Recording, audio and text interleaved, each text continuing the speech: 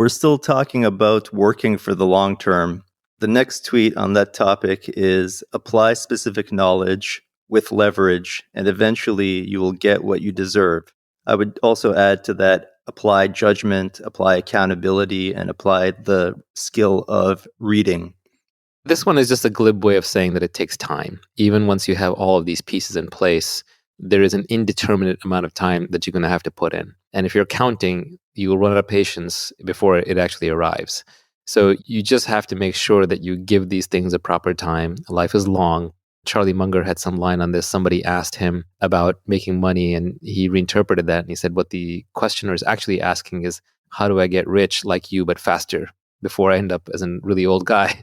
And everybody wants it immediately, but the world is an efficient place. Immediate doesn't work. You do have to put in the time. You do have to put in the hours. And so I think you just have to put yourself in the position with the specific knowledge, with the accountability, with the leverage, with the authentic skill set that you have to be the best in the world at what you do. And then you have to enjoy it and just keep doing it and keep doing it and keep doing it, and don't keep track and don't keep count. Because if you do, you will run out of time.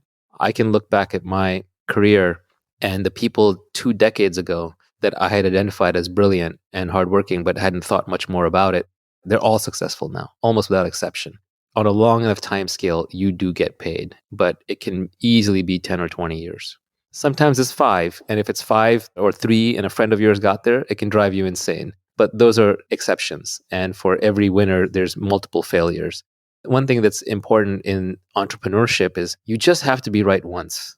You get many, many shots on goal. You can take a shot on goal every 3 to 5 years, maybe every 10 at the slowest, or once every year at the fastest, depending on how you're iterating with startups. But you really only have to be right once.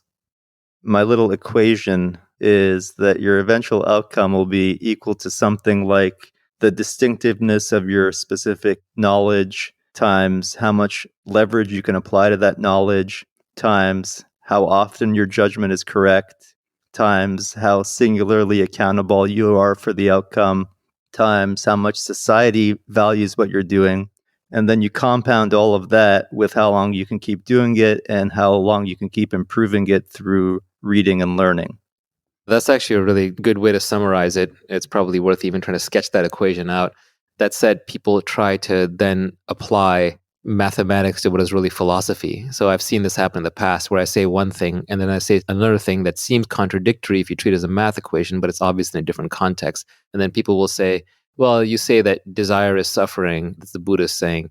And then you say that all greatness comes from suffering. So does that mean all greatness comes from desire? And it's like, well, this isn't math, people. You can't just start carrying variables around and forming absolute logical outputs. You have to know when to apply things. So I think that is very useful to understand. But at the same time, one can't get too analytical about it. It's what a physicist would call false precision. When you take 2 made-up estimates and you multiply them together and then you get 4 degrees of precision, those decimal points don't actually count. You don't have that data. You don't have that knowledge. In a model, the more estimated variables you have, the greater the error in the model. So just adding more and more complexity to your decision-making process actually gets you a worse answer.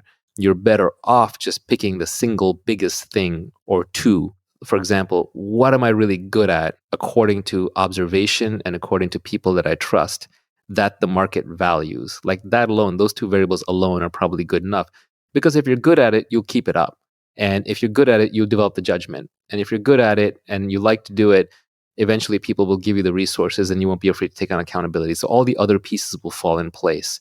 Product market fit is inevitable if you're doing something you love to do and the market wants it.